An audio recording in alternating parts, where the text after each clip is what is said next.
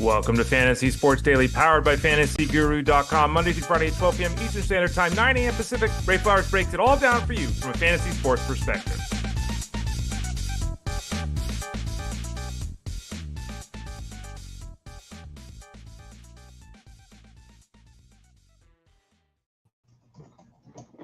Good morning, good midday, good afternoon, depending upon where you view or listen to the show or when you're choosing to do so. I'm Ray Flowers of FantasyGuru.com. Welcome. 12 o'clock Eastern Standard Time is the time every single day that we're rocking and rolling here on Fantasy Sports Daily, powered by FantasyGuru.com.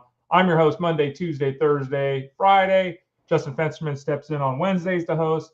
On Wednesdays, I'm with Jeff Mans on the Elite Sports Show on SiriusXM Fantasy Sports Radio. That show is Monday through Friday. Oh, there we go. Speaker. Geez. Well, sorry about that, folks. Looks like we had a dead 38-second intro, and it was the best intro I've ever done.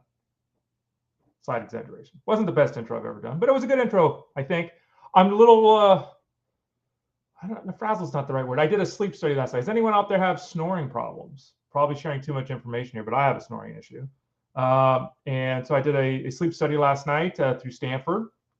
So I guess I'm still a little bit last night. I got to tell you, painless. You put an electrode on your chest. You put a thing on your finger. You wear, basically a watch. I did the sleep at home test. You can do also the one where you're in there in the lab and all that kind of stuff. But I did the one at home. So yeah, it takes about a month to get the results. We'll see what's going on. But maybe I'm still thinking about last night. Didn't have any dreams. Are you a dreamer too, by the way? Do you remember your dreams? Do you wake up and find that your dreams kind of float away a little bit as the day goes on or as time passes, right?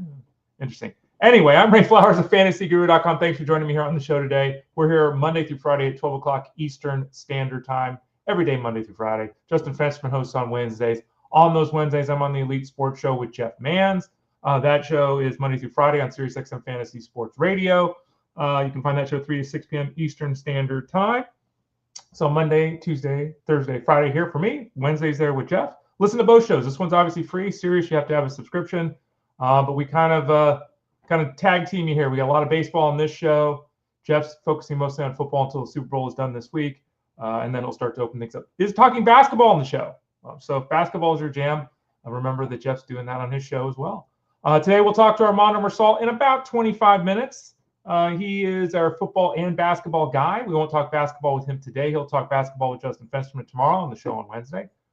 Today, we'll talk about which player from 2025 is he, or for 2025 is he in or out on in the fantasy space? Who is he got to get? Who is he not going to get? Some early look toward this year's draft. We'll talk about T. Higgins, Cooper Kupp, Myles, Garrett. Some trade requests in there. Some I'm going to get traded in there. Jameis, Winston, Cam Ward. Is he the number one pick? And then we'll talk a little Super Bowl with Armando Marsal. Before we get to that, we're going to talk free agency. Still a lot of players left on the free agent market. Obviously, a lot of veteran players, some of them role players, some of them substantial players. Guys like Pete Alonso and Alex Bregman lead the top of that list. On the hill, we kind of picked through it a little bit. Nick Pivetta, Kyle Gibson, Andrew Heaney, Lance Lynn might be changing positions. Kenley, Jansen. So we'll talk about all those free agents that are still left in baseball. Don't forget to go to FantasyGuru.com. Click that subscribe tab in the top right corner of the page. It's right up there. Subscribe. Click on that and have at it. Sign up for any of the products we've got. Football is its own thing. Baseball is its own thing. And then we've got the MVP plan, which is basically everything else. NASCAR, PGA, MMA, soccer, hockey, basketball, all that is in the MVP plan. And when you sign up, you also get the access to the Discord room so you can interact with the users of the website. You can find people to be in leagues with you or just shoot the S with them, or ask us all questions as well. That's part of the package you get. The baseball packages, because there are multiple packages, are available right now at FantasyGuru.com. Click that subscribe tab in the top right corner over to FG. Sign up for the seasonal package, which is the only one that's live right now. But soon enough, we'll have the wagering package and we'll have the DFS packages available too. You can buy all three right now. You can buy two of the three. You can buy one of the three. You can always send a note to support@fantasyguru.com if you want to do something exotic, or you see something that's not listed or you don't see something that you want to see listed. Send a note to support@fantasyguru.com. And you can try. I don't know if it's still valid or not. You can try. Send a note to support@fantasyguru.com. We may still be honoring the 50% discount on the All-In VIP Platinum package.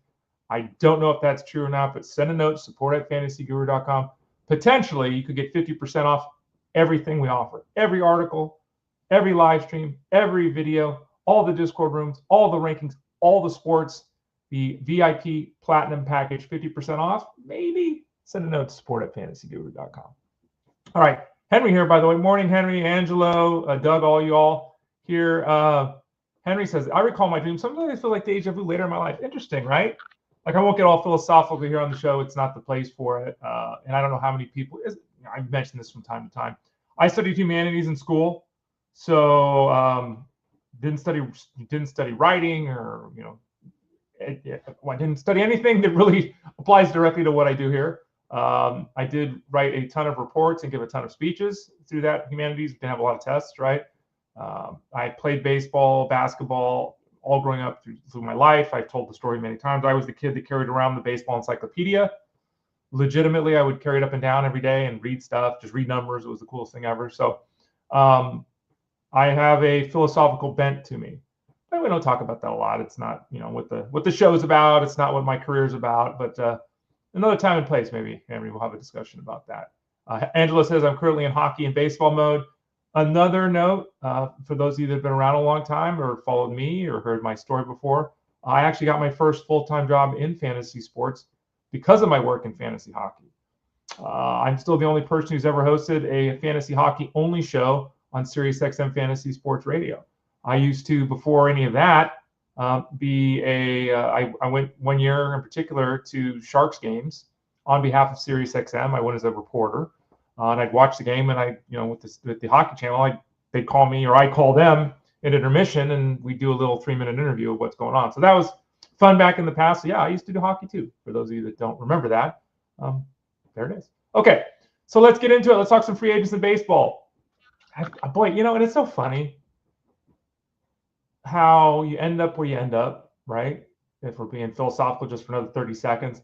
Like, it's amazing. I was talking to this guy I met the other day, and it's like, when I did my first high school reunion, I want to say it was the 20-year reunion. I think it's the first one I went to. And I hadn't talked to a lot of people. Some people you're still friends with, right? But the majority of people I'm not friends with anymore. And when they all heard I was doing, fantasy sports on the radio, they're like, oh, yeah, Ray, of course.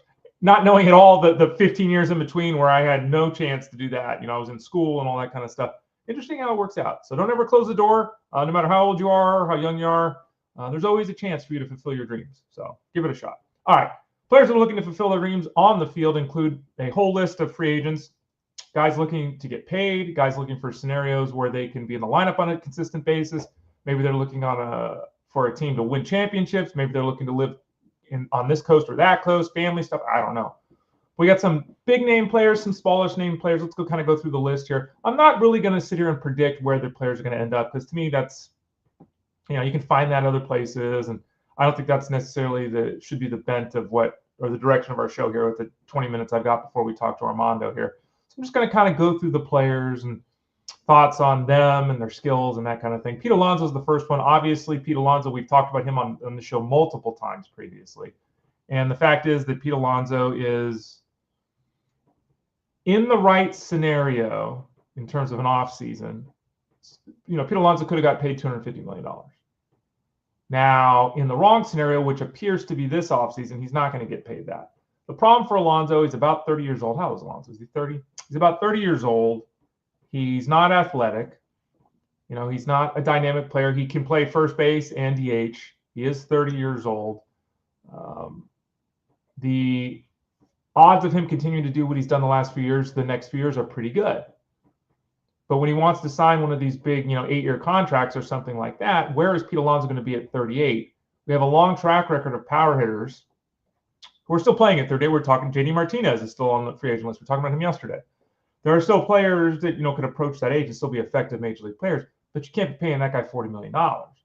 And that's, that's also part of the system that baseball has in place with the 6 years until players reach free agency. If you come up at 22, 23 years old, you're 28, 29. Okay, that's a little bit better. Pete Alonso's a little bit older. Took him a little longer to get going here at the major league level. And until he's 30 years old by the time he gets a chance to be a free agent and get that big contract. Is Pete Alonso better than Christian Walker? Sure. Christian Walker got 3 years and like $60 million. So what does that mean for Alonso? 3 years, $75 million. 4 years, $105 million. 5 years, $135 million. You know, like what? Like the 7-year, $250 million deal. You know, it's kind of like the running back in football. Yeah, you know, running backs are important, sure, but you can kind of plug guys in to be the running back. You can kind of plug guys in at first base-ish. Let's not get crazy. I'm a former first baseman. Let's not get crazy. And I'm not saying you could plug anyone in at first base and they're going to go 40, 100, because that ain't happening. But you can do the, you know, 2075 Carlos Santana thing for $7 million for a year, right? So teams are looking at it that way, I think. So in the case of Alonso, it sounds like he wanted a longer, big-term deal. He wanted opt-outs and all that, and the Mets have basically said, we've talked a lot about this. The Mets, maybe they're going to make a trade for Torkelson, do something else. If the Mets don't sign Alonso,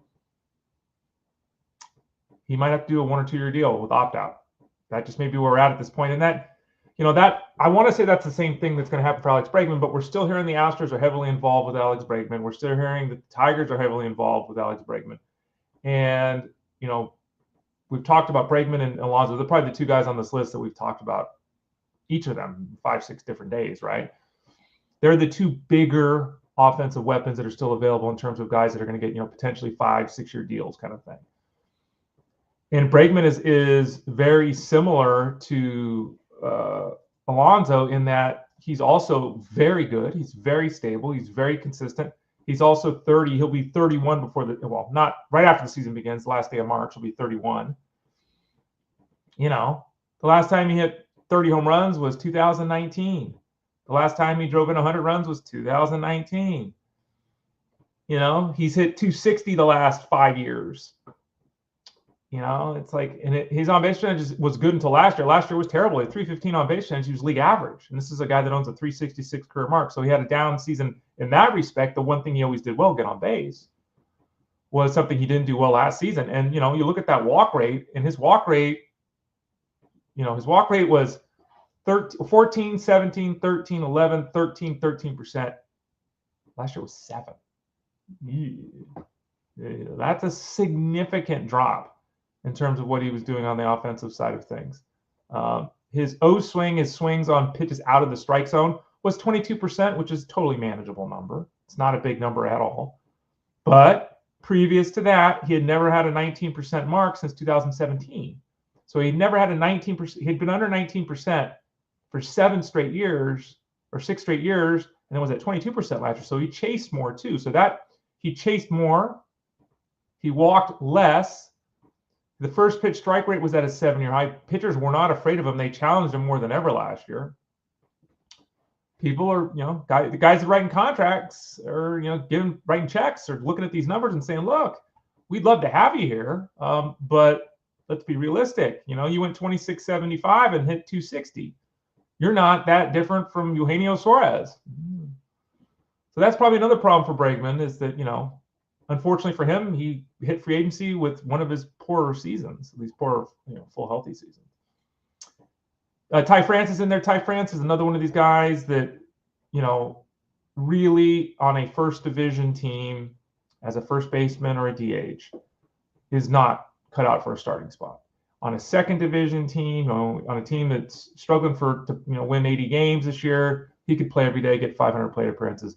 He's probably going to have to just settle for something. And again, we've seen that at this point. Maybe someone gets hurt in spring and that kind of thing, but Ty France, he's just a league only option.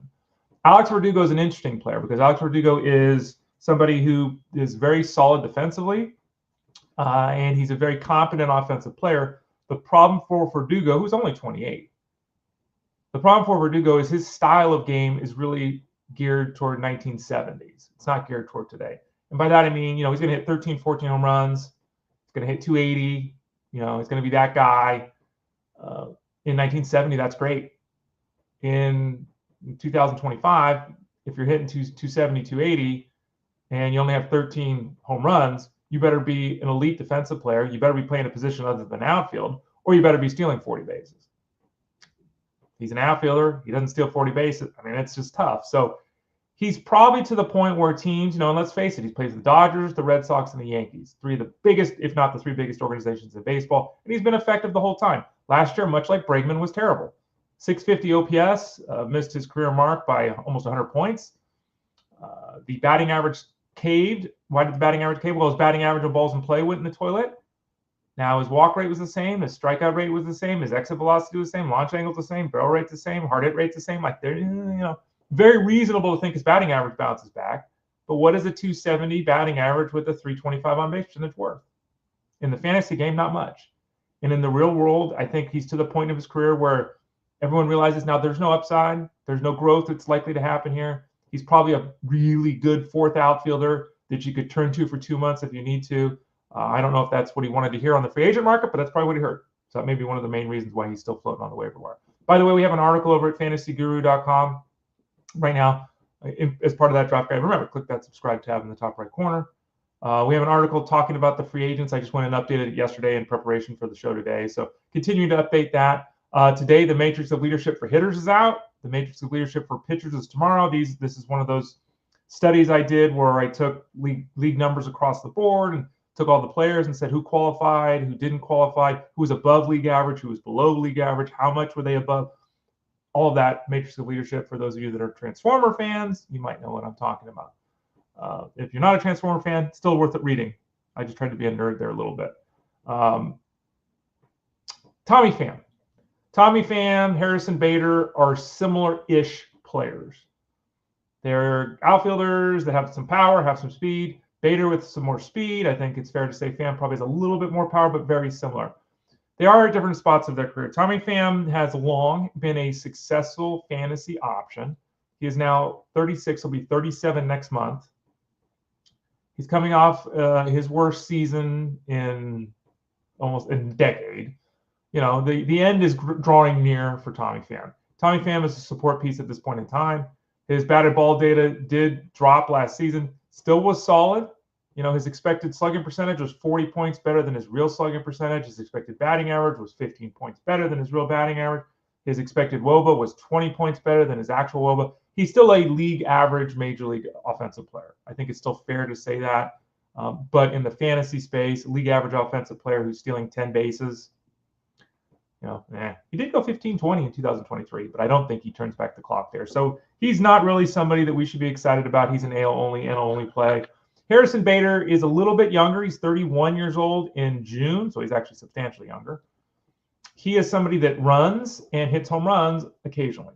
There have been multiple seasons, including, 3 different seasons where he's gone double-digit home runs and RBI, home runs and steals. The last 3 years, he's stolen 17, 20, and 17 bases. In those 3 years, he's averaged about 360 plate appearances, so he's not even playing full-time. Part of the reason for that is he's hurt a lot. The batting average is league average. The on-base percentage is below league average. The slugging percentage is below league average. His career OPS is 700. Not a very good offensive player. He's just not. But he's got talent, and he always seems to find his way into a starting role somewhere at some point. And there's 10-20 coming down the pipe. Is he stable? No. Is he trustworthy? No. Does he have a really good offensive game? No. But if you're in a 5x5 league, and we talk about this all the time, if you're in a points league, he's more difficult. Points leagues tend to expose players that are less complete. In a 5x5 game, if you have power and speed, and you're hitting 240, we can play you. And that's kind of where Harrison Bader's at. Look for him to sign somewhere as a fourth outfielder and, again, be one of those in-season pickups when he's had a hot couple of weeks and people chase him, or when you have an injury that requires you to look in the outfield. Randal Grichuk is very interesting because Randal Grichuk is not dynamic in the least. Randal Grichuk is 33 years old. Randal Grichuk also last season posted an OPS of 875, which is, I think, really under the radar for people. His WOBA was 373. Those are all-star caliber numbers. They're not good numbers. They're all-star caliber numbers. And I think it's really intriguing with him to see if he lands in a spot. Because, again, on a first division team, Randal Grichuk is a platoon guy. On a second division team, he might play every day. And he doesn't need cores, obviously. We're seeing this. He's still very effective. And if you look at his work against left-handed pitching, I mean, we got one of the better lefty platoon guys in baseball. So you pair, hypothetically, Jock Peterson and Randal Grichuk. You pair these guys together. Peterson faces the righties, Grichuk faces the lefties. Put them That's an all-star. Grichuk, the last 3 seasons, has an OPS of 926, 995, and 913 against left-handed pitching. That's a 950 OPS the last 3 years against lefties. And he also has, 25 home runs in 550 at-bats? Like, I mean, we're bordering on stardom here in terms of his work against left-handed pitching the last 3 years. So keep that in mind with Randal Grichuk. He's been a DFS darling because he's never expensive. And again, these numbers jump off the page against lefties. If he signs with your favorite team, feel really good about him playing against lefties. Not likely to have much fantasy value. But again, in an only scenario, if you're playing the AL or NL only, and you have the ability to change your lineup on a daily basis, like putting this guy in against lefties, again, he's a star.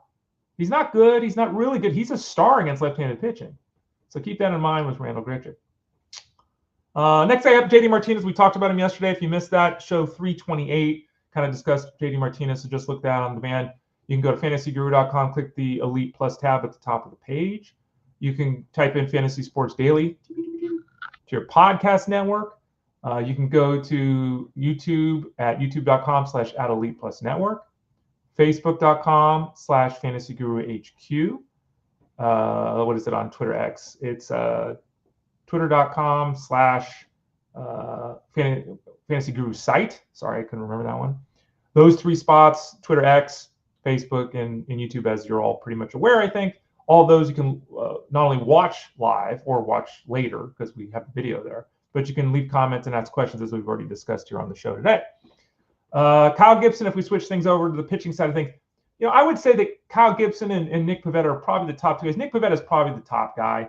Kyle Gibson is somebody that, we've seen Kyle Gibson for years, and he's 37 years old, and he's going to get a 2-year deal or something like that. He might be waiting for an injury to happen because he's probably hearing from a lot of people, well, yeah, we'd sign you, but here's 1 year, $5 million, and we could be a swing man, and we'd love to have you around, but we want to give this youngster an opportunity. And he's kind of in that, we'll take you if we have a need zone. And so when maybe he waits, right, until an injury hits and then he signs with somebody. He has thrown 165 innings in 4 consecutive seasons. You take out COVID, he's done it 160 innings each of the last 6 years. So he constantly pitches innings. He's averaged 150 strikeouts the last 4 years. He's made 31, 31, 33, and 30 starts.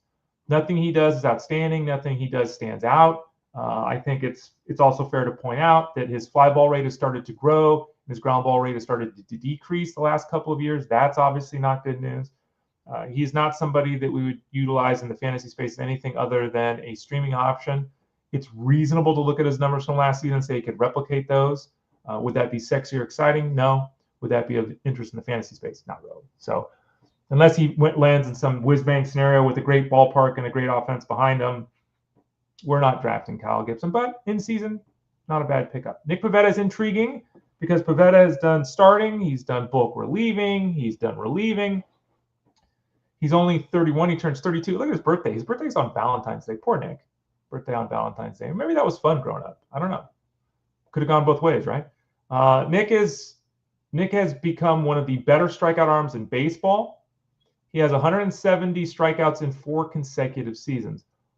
Not a huge number, but realize only once in those 4 seasons has he thrown 160 innings. So, he has become a dynamite strikeout weapon, and we have talked a lot about him as a result. 10.2 strikeouts per 9 innings the last 4 years, a 27% strikeout rate. So he's going to give you a strikeout an inning. He even said last year famously, I'm going out there, and I'm going out there to kill you until I can't kill you no more. I'm changing the words up a little bit. But he basically said from pitch 1 to whenever he's out of the outing, he's going 100%. There's no working into the game. There's no finding his off-speed stuff. There's no I'm saving a little bit for the 5th inning. He gets the ball, and he's throwing 100% on his first pitch. And that's how he plays it. And you see that in the results. He did an excellent job last year with the walks, something that he had never done previously. So I'm a little surprised that someone hasn't stepped up and given him a contract. Again, I don't know the back and forth. Maybe he wants 5 years. I don't know, right? Maybe he's being unreasonable. But he basically been league average, a little bit worse than league average walk rate consistently for about a decade. Last year, he dropped that mark to 6%, which is really good. It's a really good number and a significant change based upon where he had previously been. And, you look at his pitch mix, he threw his slider a lot more last year, 29% slider rate. It was only 17% the previous year. He threw his changeup less, so he changed up how he was attacking batters a little bit. He always gets a good amount of O-swing. We were talking earlier about the 22% mark of, who was it we were talking about earlier as a batter? Alex Bregman? Alex Bregman we were talking about. 22% for him. The last 2 years, the O-swing mark for Pivetta is 32%, which is it's 50% higher than Alex Bregman, right? So Pivetta gets outs, and what is even more intriguing, as I talked about, is last season his first pitch strike rate was 69%. Now, because of his philosophical change of I'm going to attack batters 100%, let's go, I think there's some staying power to that number. I'm not predicting another 69% mark because that's a huge mark. He's 62% for his career, but he could settle in that 65% range, which would help a lot. Getting ahead, we talk about all these things with pitching. Getting ahead 0-1 is a huge difference maker, huge.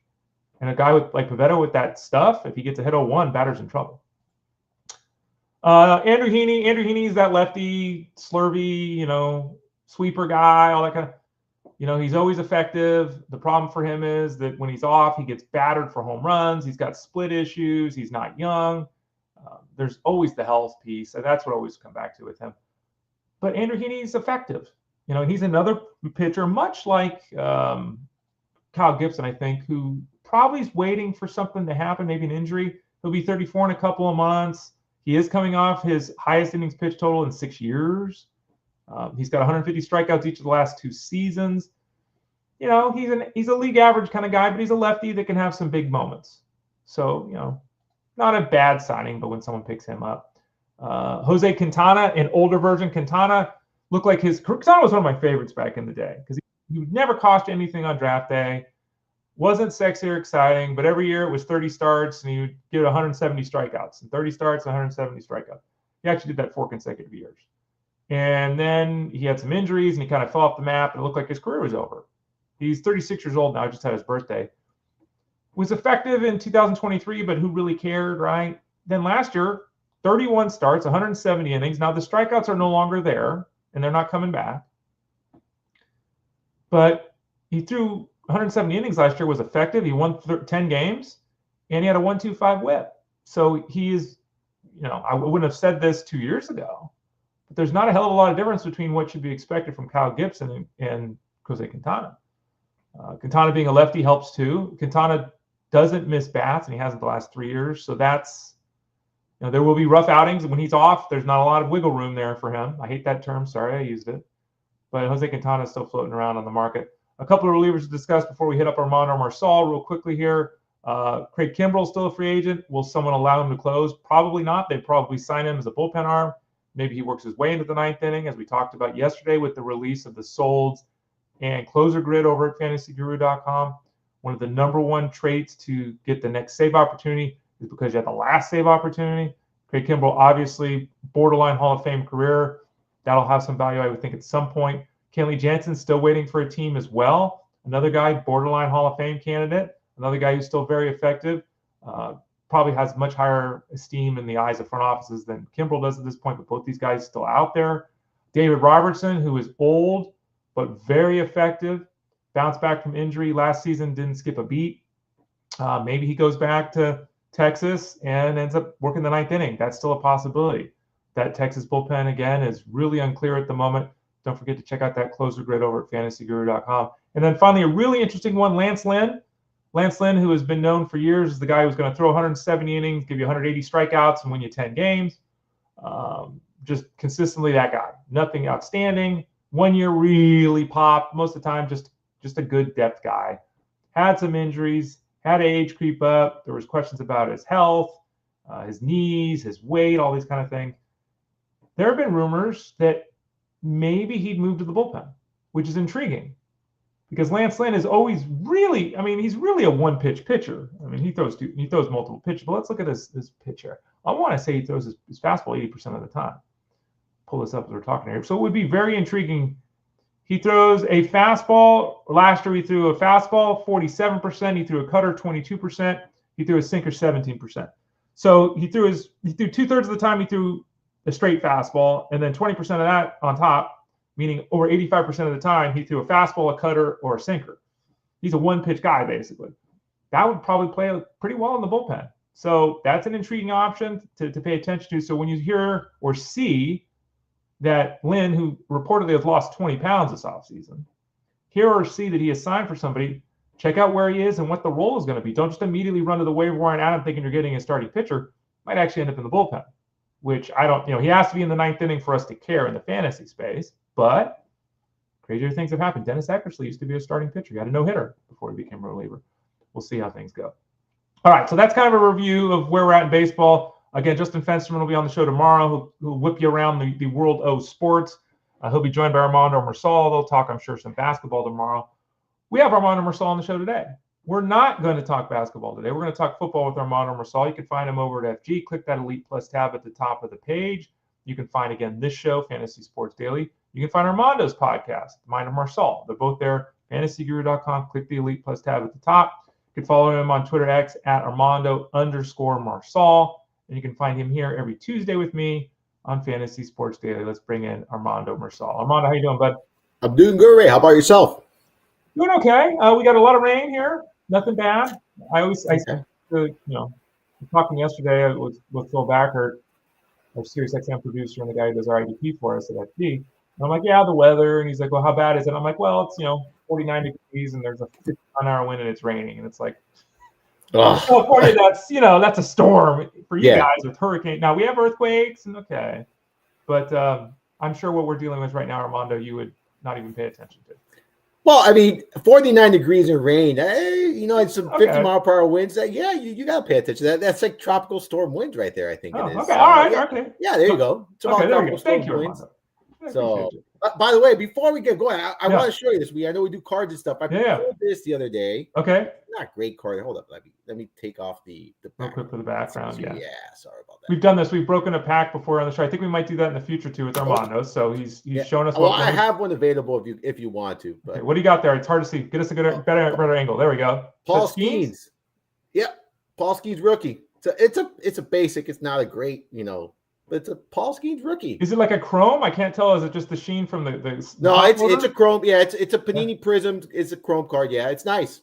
I mean, it's not, but I'm not able to retire after. Is it like a $20 card? Is it? It's in that range. Yeah, it depends. I've seen like it go up for like 20. I've seen much cheaper. I've seen some bids higher. So it really depends. No more dog cards. I stopped buying those pack guys. Honestly. It was cool, but I don't need dog cards. I have plenty of baseball cards and whatnot. So dog cards, no. I'll take Marvel cards over dog cards. Okay. Appreciate you watching and remembering that too, Angelo, by the way. But yeah, we did open a pack for those of you that missed it that had magicians in it, had dogs in it. Where is it from again, Armando? What's the pack? It's the Topps Gardner. I forgot. I don't remember what it is either. Someone will probably throw it in the chat room. Hold up. Golden Sports. You ever watch that show on Netflix where the auction house, they go around and they try to. You ever seen that show, Armando? They try to auction off the episode I was watching at Jason Dominguez first home run in New York. Someone found a T206 Wagner card and Golden was giving them $10 million to guarantee they were going to $10 million to guarantee they were going to sell the card. You never watched that show on Netflix? No, I have not. It sounds like something right up my alley, though. yeah. But yeah, anyway. So he's Armando Marsal of fantasyguru.com. He comes here every Tuesday. He's also on there Wednesdays with Justin Fensterman. We talk football with Armando. He talks basketball mostly with Justin. I want to ask you kind of a broad-reaching interview because we broke down, if you missed any of Armando's visits last month, we went position by position, quarterback, running back, wide receiver, tight end, and kind of did a encapsulation of what we saw for the season, kind of just a review. And before we get into some of the news and then some Super Bowl stuff, I wanted to ask you just, it's early. We had Tyler Beaker on last week, and he's already doing best ball. And he'll have best ball rankings actually out next week, he told us. So, people are doing this, right? It's happening.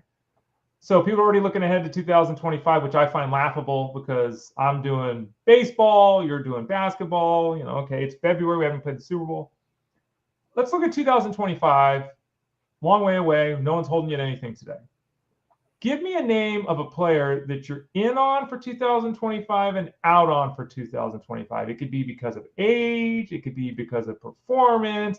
Could be because you don't like the way he looks. I don't know. It could be for a variety of reasons. But give me a name of a player you like and one you don't like, looking way ahead to the 2025 season.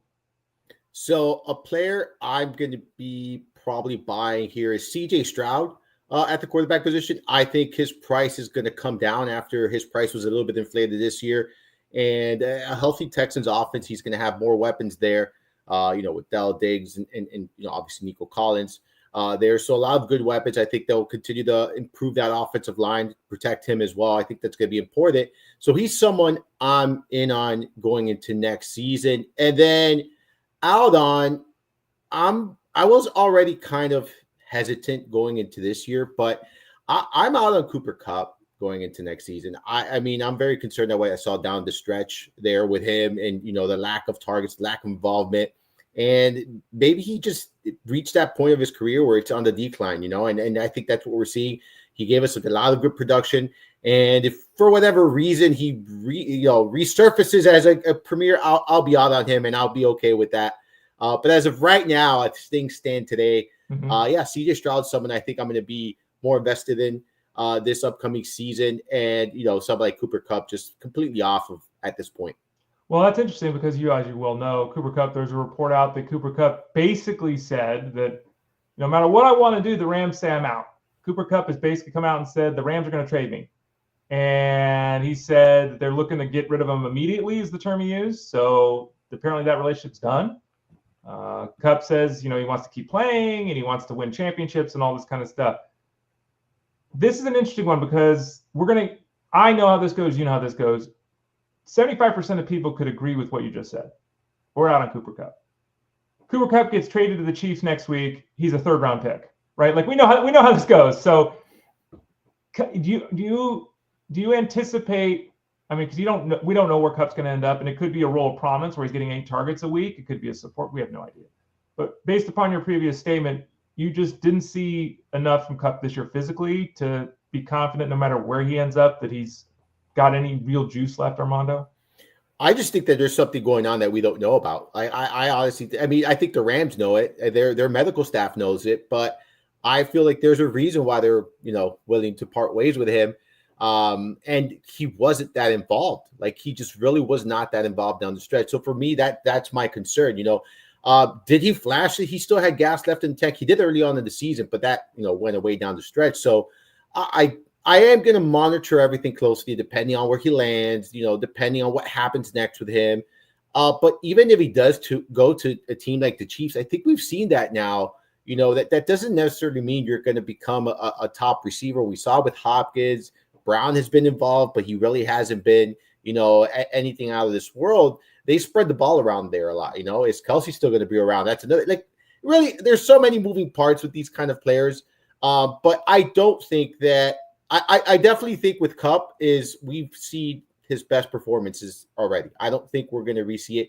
And if he does have that one extra year left in it, like I said, I'm probably going to be out of it. Mono Marsala, fantasyguru.com. You can be Ted Schuster. It's okay. We always joke around with Ted. Ted doesn't like anybody. And that I know. I'm not Ted. I'm not far. Ted. Okay. That's some people are. It's like I'll take anybody at the right price. Like I'm never taking Tyreek Hill. I've said it for years. I don't care what he could be there sitting there at pick 31. I'm not taking Tyreek Hill. It's okay to be out on players. You can't be in on everybody. So I totally understand your point there with Cooper Kupp. What about T. Higgins, who's a different scenario than Cooper Kupp? T. Higgins is a player that we saw this year at moments where he's a star, and some of that is Joe Burrow. Some of that's working across from Jamar Chase, but some of that is just T. Higgins. And we're hearing reports that, maybe he could get up to $30 million. I think that Justin Jefferson's like $35 million is the number one at the wide receiver spot. So if T. Higgins is indeed getting $30 million a year, he's going somewhere to be the one. I mean, I think that's what he wants. I jokingly have said I think T. Higgins would play on Mars if they paid him the most money. I think he just wants to get paid. So, the real question that we all come down to, even after he signs, is he going to be on the field? Right? Because that's been the issue for a long time now. Bumps and bruises, knocking him out of games. There's been games where he's been active but hasn't done anything. There's games where he doesn't play. I can't ask you what your ultimate thoughts are on T. Higgins because he has to sign somewhere before we get that. But is someone making a mistake if they give $30 million to T. Higgins? I think you just have to understand what you're investing in, right? Like you have to understand as a team, as an organization, a player that has played 12 games in the last 2 seasons, like 12. He's only played a full season in 2 of his 5 years in the NFL. Usually dealing with some things that he has missed, 5 games in each of that. So 10 games the last 2 seasons. That's where you're going to be investing a lot of your salary cap in, on a player like that. If you're going to give him the high dollar that he's requesting. I do think I've seen some reports and a lot of people out there, in the league, agents, things like that, suggest that he will get that 30+ million. I do think a healthy Higgins can be a wide receiver 1 in the NFL. I think he has the skill set for that. I think he's very good. But again, if you're not on the field, it's hard to produce, right? You cannot produce. So I think that that's something that as a team and as an organization, you do have to take into consideration. Maybe do something where you're putting a clause within, the contract of, you have to play X amount of games to reach X amount of guarantees. Like I guess some of these, with some of these players, just like with the players that have off the field issues, I think these are smart things to do. Like Tua, I'm sure, has a bunch of clauses in his contract as far as injuries are concerned or whatnot. And I think with players that have shown, the inconsistency of staying healthy, I think clauses like that are important in those kind of contracts. Am I going to be investing him in fantasy? It's all depending on where he lands on. Do I believe in the talent? Do I think he could be a wide receiver 1 for a team? I do. Mono Marsala, fantasyguru.com. We don't normally talk IDP, and this isn't necessarily an IDP question, even though Myles Garrett's obviously a defensive player.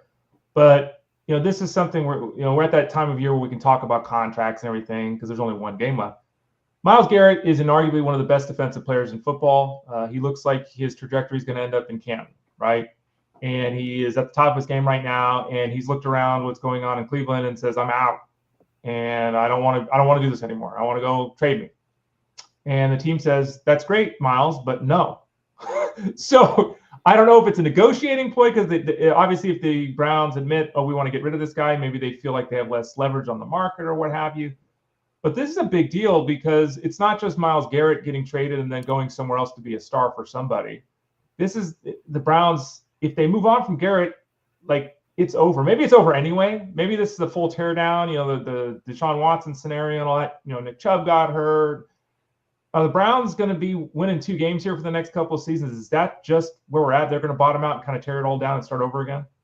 If they're not trying to tear this down, I don't know what in the world they're doing. I'll be 100% honest with you. I think this is a perfect scenario for them where they have he's, I think, 29 years old. He had 14 sacks this past season. He had a career high in tackle for losses. I know that. And you're going to be able to get, I think, a lot of draft capital here from Myles Garrett. I really do think that they're going to get a lot for him. In my opinion, they'd be silly not to trade him and get, because I think they're still going to get a lot. He's still, I don't want to say the prime of his career, but he's still around that prime of his career. Plenty of gas left in the tank. He could be an anchor player for another defense here. So, in my opinion, if I'm the Browns, I'm shopping him around. I'm not, going to say, no, I'm not going to listen to offers. No, I'm listening to offers. My phone line is open. In fact, I'll open a second phone line to get as many phone calls as I can here. But for me, I think he should be dealt, and he wants out. They can get something for him. It's a win-win situation, I think, here for everyone. For a team that they're rebuilding. At the end of the day, there's no other way around this. I don't think that this is a team that will be competing next season or even the year after that. Mono Masal, fantasyguru.com. Moving on to Jameis Winston, a former Brown, was asked, I guess, by Saquon Barkley, "Hey, man, would you play for the Giants?" And he's like, "Sure, bro, let's do this." The Giants, Giants don't have a quarterback. They don't. Is Winston that perfect bridge quarterback? Kinda. Not going to be expensive. He's probably a 1-year deal. You sign him to throw some touchdowns and picks and get people excited. You bring in somebody else in the draft, whatever. Makes sense? Does it matter? I mean, we've lived the Jameis Winston experience so long. I think that my takeaway is that you play him under duress, but the wide receivers you want to play. And the Giants we've looked at for years, and it's like they got Malik Neighbors now, but Slayton and Wendell Robinson. If they were to actually get Jameis Winston, we'd have to reassess the passing attack of the Giants. Yeah, 100%. You know that when he's under center, he is going to throw the ball as much as they let him throw the ball. We've seen this story play out so many times. For me, look, wherever he goes, this is the way I view Jameis Winston. Wherever he goes, if he is starting, I'm happily starting him as my QB2 in Superflex and 2 quarterback leagues. And it really depends on the matchup. I might have him as my QB1 in a single quarterback format. But like you said, and what you were alluding to, what I'm more interested in is his pass catches. We know he's going to lock down on the wide receiver 1. We know the wide receiver 2 is going to get additional opportunities. Even the wide receiver 3 sometimes is going to get some opportunities, or the tight end, depending on the offense here.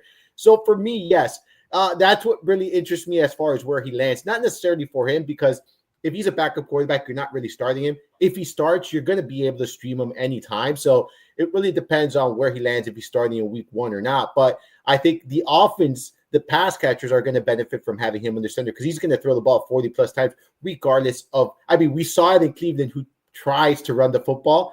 He didn't care. He threw the ball 40-plus times. I think that's who he is. And I love watching it, to be honest with you. He's so entertaining. So I'm a big fan of Jameis Winston. Yeah, he is what he is, kind of thing. But I mean, again, when you can – I mean, it's so fascinating with the Browns. Flacco's 100 years old and whatever, can't move. Jameis Winston throws picks every 4 passes. The only time that the Browns have thrown the ball and done anything through the air is with those 2 guys at quarterback. It really is interesting, right? Because you say to yourself, look, if we in theory could, get the special teams going in the right direction, our defense is healthy and our offensive line is good. I mean, we've got pocket passers chucking it for 280 and 2 every week. Like, it's, and Jameis Winston's, I think he's a complete goofball, but hey, like you said, it's fun to watch. Let's talk about the quarterback position at the draft. And I know a lot of people looking toward the draft in 2025 are already saying, like it's not a good quarterback draft. A lot of people get the sense from what I'm reading that, teams are going to take quarterbacks in the first round because they have to. But is there a franchise quarterback here? Cam Ward is a name that we're starting to hear might be the number 1 pick. And I don't know anything about Cam Ward or any college player. I say this all the time. I don't study college players until after the draft. We got other guys, Armando, Tyler, Russell. We got other guys studying the rookie. I don't pay attention till they get drafted, partly because I'm doing baseball. But I look at Cam Ward, Armando, and I see, okay, he played at Washington State. He played at Miami. He played at something word. Like, he played at 3 different places. Like, and I know this game is different now in college. It's not you spend 4 years at one school or anything. But a first-round pick playing at 3 different schools, the number 1 quarterback, maybe the number 1 pick playing at 3 different schools. Am I crazy here, or does that just seem bizarre? Yeah, I mean, it's not something you see normally, right? Like, it's not something you want to see. I think you want someone that has a good sample size, has stuck around in one place. But when you're looking at it from a skill set, I think he checks a lot of the boxes. I think one of the things that stands out to me the most about him is his accuracy. And I know that we've seen this with, some quarterbacks in the NFL, they're accurate, doesn't really translate to anything. So it's really depending. And this is what I say about every young quarterback. And it's always going to be that. Like, there's going to be the exceptions to the rules. But for me, it really depends on where he lands, how he's going to be coached. Because he's not someone that I think is, you bring in and he's going to light up the world on fire, like he's not going to do, what Stroud did as a rookie. I don't think he's going to do what Jaden Daniels did as his rookie. Like, he's not that kind of quarterback, in my opinion. But I do think with the right coaching staff, with the right supporting cast, with the right offensive line, all of that stuff, he can be successful, right? So it's really going to be depending on where he lands and what they put around him and who's coaching him. And is he going to be thrown to the fire right away? Or are they going to groom him and kind of, like they have a bridge quarterback like a Jameis Winston, where they can actually sit the rookie for the first season or maybe the most of the season. And I think the NFL teams, and maybe this is a little bit off, the rails here, but I think NFL teams should start implementing that a little bit more. You see when some of these quarterbacks in the past have sat, maybe 1 year, it doesn't have to be 2 years, doesn't have to be 3 years, but you sit 1 year and maybe towards the end of the season, get them some playing time. I think that benefits them, because a lot of this in sports is mental. And if you start struggling early on, like, Caleb Williams has a lot of skill sets. Mentally right now, he might not be there because of his rookie campaign. So just food for thought. But I agree with you. This draft class at the quarterback position, I'm not 100% confident in anyone. I do think that there are several players that maybe pan out in a good situation, but I do think that they have to land in good situations and be able to be coached up here. Mono Masala, fantasyguru.com. The Super Bowl betting guide will be available at fantasyguru.com in mere days, maybe today when it comes out. I don't know. Is it out yet? It's not out yet, right, Armando? I think it's out tomorrow. The staff picks? The Super Bowl betting guide. Oh, so it's already up on the site. It is, okay. And then we're putting content as we go. So throughout the week. So the Super Bowl betting guide is there. If you look up, it's on the top right. Yes, right next to pulling it up here. Sorry. So that everyone sees. So it's right next to the Discord on the top right. Super Bowl betting guide is there. Once you go there, there's already rankings, there's projections, there's staff picks, there's the ownership and fantasy point breakdown for the DFS slate that we have. It's the showdown slate. There's $1 million on DraftKings for first place. You have the Super Bowl Squares contest there. And we're gonna have the prop bets sheet up soon. We're gonna have the staff picks up. We're going to have the DFS showdown breakdown, the game scripts breakdown, all that stuff. Mine and Marcel podcast. Chris Rose and I are going to be doing a podcast this week covering primarily the Super Bowl bets. We're going to talk some bets and all that stuff there. So lots of content still to come out for the rest of the week here. And that guide can be found right there at fantasyguru.com. Top right corner. Yeah, top right next to the subscribe tab. Look at that. Yeah. Speaking of bets, do you have a Super Bowl bet that you would be willing to share? I know you got more than one, but again, what's the teaser? We want people that are watching to at least have some fun with the game and maybe make a few bucks. Obviously, we'd love it if they were to transition over to paying at fantasyguru.com. But even if they're not, Armando, you got a Super Bowl bet for the folks. Yeah, so I have Travis Kelce over 61.5 receiving yards. So I went back since 2020. It's a 15-game sample size. He's gone over that mark in 14 of his 15 playoff games. So he's done pretty good in that department. So I think, you know what? I think that the Chiefs are going to win. I'm letting the secret out of the hat here, or the cat out of the hat here. But I'll say this. I think he's going to be a big part of why they win. He's just been so consistent for them. I know he struggled. The only game he actually didn't do it, was last week, or not last week, 2 weeks ago against Buffalo. It's the only time he didn't hit the mark since 2020. So I do think he'll hit the over in 61.5. There, and I'll give one little little one. Go for it. I do like the Kelce anytime touchdown at plus 125. I do like that number. Plus 125 anytime touchdown, not first touchdown, anytime touchdown. By the way, I saw a report saying that he basically, when they were talking to the media, saying he's not retiring. For those people that are thinking he's going to marry Taylor Swift and they're going to go buy Australia or something. These reports are so fun. I know. It's like, oh my. I was on Instagram this morning and there's a picture of Travis Kelce at a concert on his knee giving a ring because AI now, you can't trust anything anyway. Speaking of the game, you said you had a pack of cards, right? Yes. Okay. Well, one last question then before we get to that. That's great that you got that. Is there a matchup that you're keying on in this Super Bowl? Do you have a matchup, maybe defense, offense, this, that, tight end, passing, defensive back? Is there a matchup that you're going to be focused on in the Super Bowl? Yeah, there's a few I'm intrigued by, but I think the obvious one is Saquon Barkley versus the Chiefs run defense, right? This is a defense that they allowed the third fewest yards, second fewest yards per carry on the season, fewer than 10 rushing yards. They were bottom 5 in fantasy points per game allowed to running back. Then you have a running back like Saquon Barkley, who, set the world on fire, has been incredible. When you look at the numbers, he's topped 100 rushing yards in 5 straight games. He's done so in 9 of his last 10 games. Something has to give here. One of these two sides is going to win. So I'm very intrigued to see how this plays out. I do want to point out, if you look at the postseason number, so the Chiefs did give up 85 rushing yards per touchdowns to James Cook, over 5 yards per carry there. And they gave over 4.5 yards per carry to Joe Mixon in the divisional round. They also gave up over 80 yards and a touchdown there. So been a little bit more, generous to running backs in the postseason. And I think if the Eagles are going to have a chance to win this game, I think they're going to have to do so through Barkley. Barkley needs to have a big game here. So very, very interested in this matchup here this weekend. By the way, Caleb D has a question here for us. And Caleb, I will admit, thank you so much for the donation. Really love that. Obviously, appreciate that. You gave $5 for an answer here, Armando. I will admit, as I just did, that I feel really bad about this, Caleb. I'm not up on my college football players. Okay, I'm full in baseball mode right now.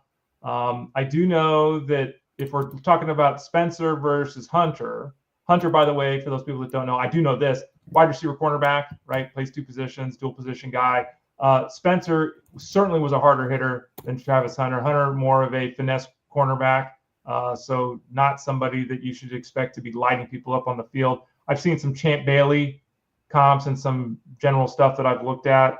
Do you have it? I feel bad for Caleb here, but again, I'm not full on into the draft cycle for the NFL right now.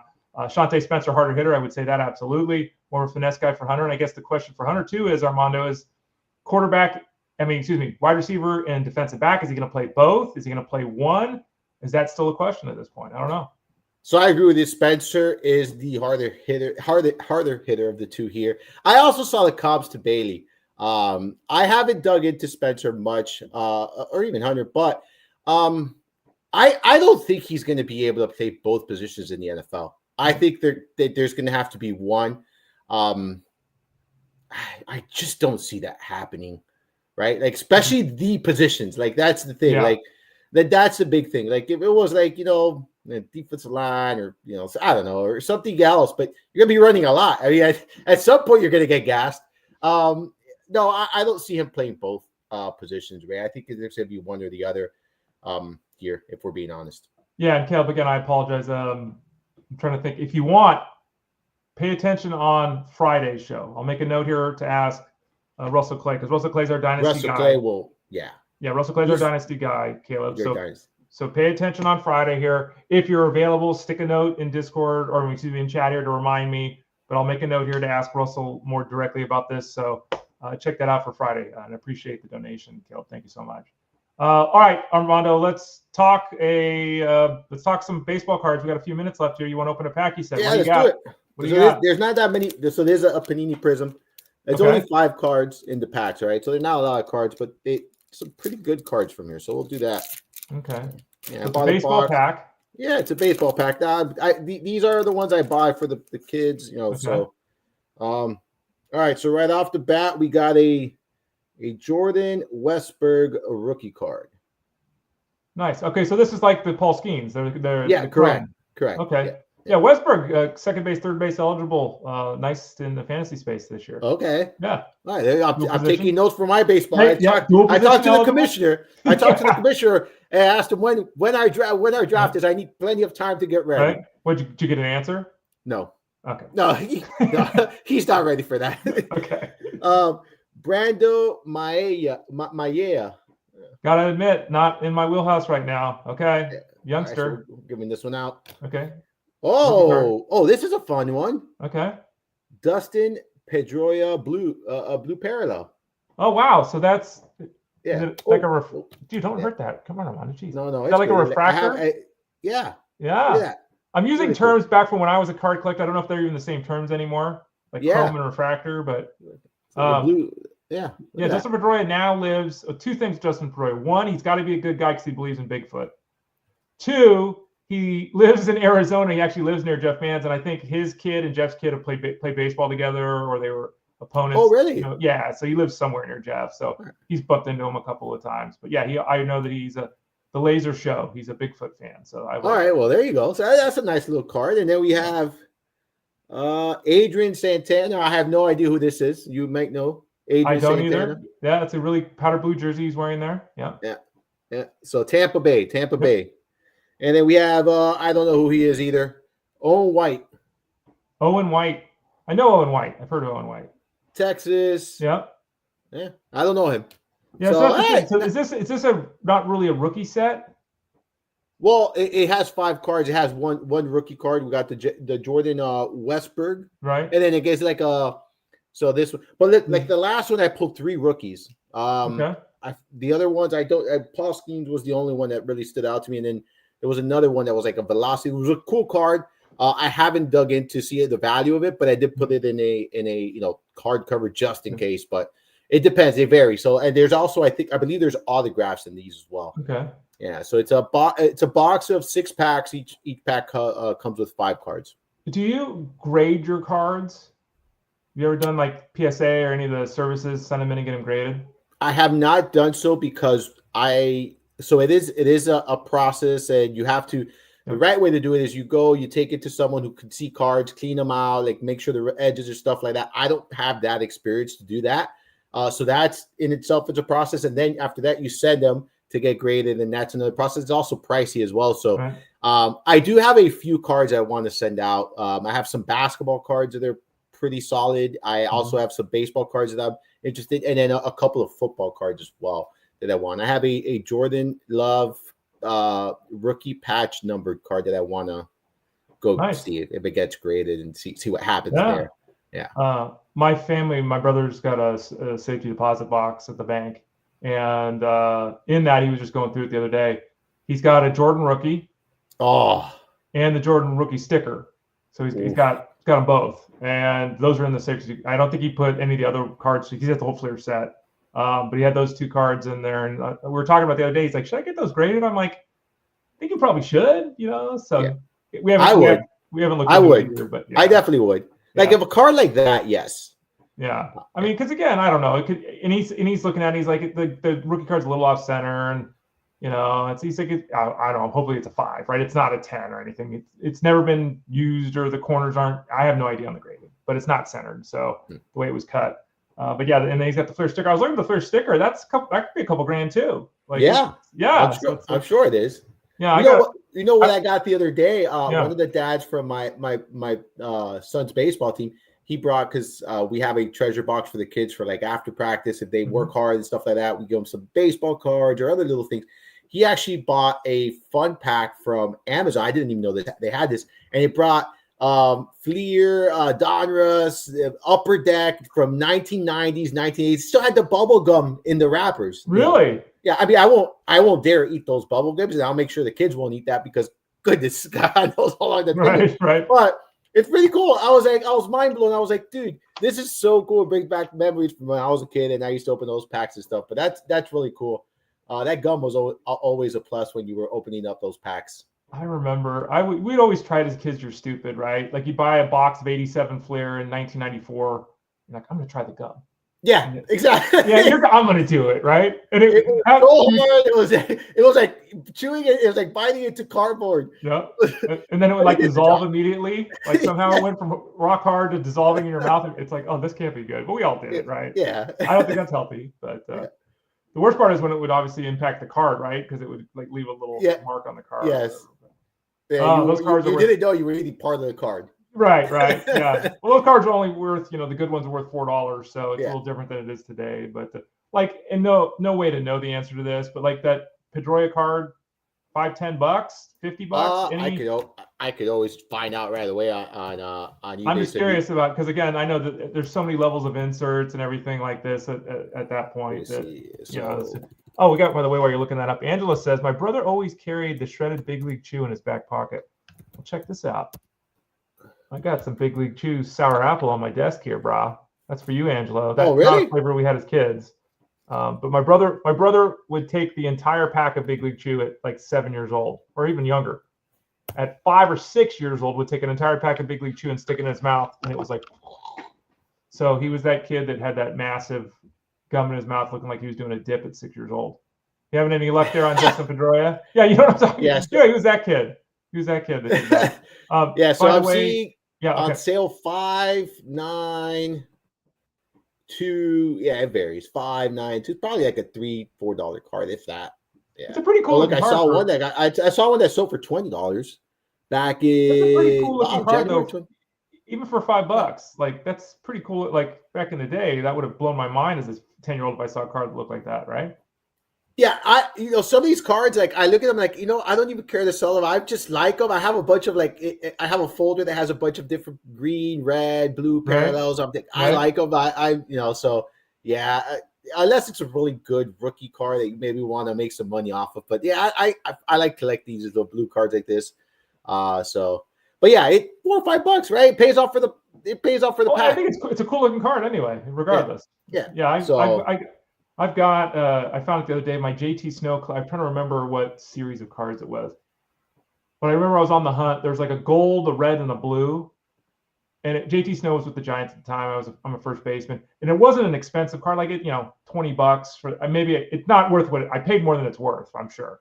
But it was like $5 and $20, and the regular one was like $1. So, but it took me forever to find the gold one, because back in the day when I was collecting them, the internet was new, but it wasn't really. exchanges weren't really a thing. So it was more about your card shop or your buddies. So I know now you can just type in eBay or some card exchange and basically find everything. So I'm so out of the loop, but I'm glad you had the card pack today. That was fun. I think people enjoyed that. Maybe Armando's mentioned that he might be willing to do this on a semi-consistent basis. So maybe next time we see him, we'll be doing this again. Well, who knows? You can find his work over at fantasyguru.com. As you can tell, heavily involved in what we're doing for the Super Bowl. Get that Super Bowl betting guide, top right corner of the page over at fantasyguru.com. He obviously is involved in the basketball product as well. He's here every Tuesday with me. He's here every Wednesday with Justin. And you can find his podcast by going to fantasyguru.com. Click that Elite Plus tab at the top of the page. You can find this show and Mind of Marsal. I'd ask you what you're doing, Armando, the next couple of days, but I know. Final question for you, though. Super Bowl, favorite food. What do you got? It's the buffalo chicken dip that I make at home. Oh. I take my time doing it, Okay. I actually buy a whole chicken, shred that up. I don't make the chicken myself, I'll be honest. I buy the whole chicken at Publix. It's already made. They do it in the oven. Really good stuff. I've been asked for the recipe, and I'll be honest with you. I'll give you guys the recipe, but I kind of eyeball everything. So there's no technique. I just kind of do the that's good there. That looks about good. Yeah. So reach out to me, and I'll give you the my version of what I do. That's it. Yeah. What a nice guy. You can find him on Twitter X at Armando_Marsal. You can obviously find him in Discord over at the site. And apparently he's willing to share his culinary expertise with you at no cost.